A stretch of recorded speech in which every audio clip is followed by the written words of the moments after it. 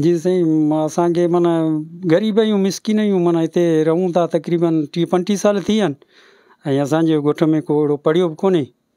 पोइ साईं असलम वारा आया, असांखे चऊं जीअं माण्हू हिकिड़ो तबलीग ते ईंदो आहे, दावत ॾींदो आहे, ईअं इन हिसाब सां आया, असांखे चऊं तालीम पंहिंजे बचनि खे ॾियो, त असां छॾियासीं। पोइ हिकिड़ो शौर असांजे पैदा कयूं, पोइ हुन में माना जेको आहे सो असां छॾियासीं माना हिन स्कूल में, दुरमाम ॻोठ स्कूल में। ऐं पोइ उन खां पोइ बाद वरी जेको आहे सो ॿार ॿ टे भॼी विया असांजे ॻोठनि जा, पोइ मुंहिंजा रॻी टे रहिया। पोइ मूं वरी साईं असलम खां माज़रत वरिती, मुंहिंजो रोज़गार हेॾा सिधी ॻोठ में मूंखे खणणु आणणु सवलात थी, मदरसो बि उॾाए। पोइ इन जे करे होॾा कढी वियो साईं, छॾिया कोन थे।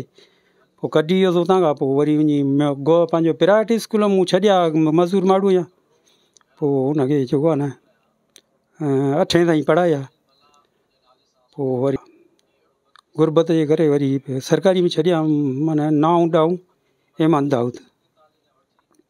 बसि एतिरो करायो आहे, रिज़ल्ट खऊं इहो आहे, ख़ुशी आहे। बसि अव्हां जी वॾी महिरबानी आहे, जेको अव्हां आया असांखे माना एतिरो बि कयो। मुंहिंजो अञा हिकिड़ो नंढो पढ़े पियो 6 में, पर हाणे मूं में वसीलो कोन्हे, ताक़त न आहे। थी सघे थो मूंखां वेही बि वञनि, पर कोशिशि करियां थो अॻियां पढ़ाइण जी। ज़िंदगी माना मुंहिंजी वॾी कोशिशि आहे, पर बसि हितां खां बसि पोइ हाणे जान में वसीलो बि न आहे।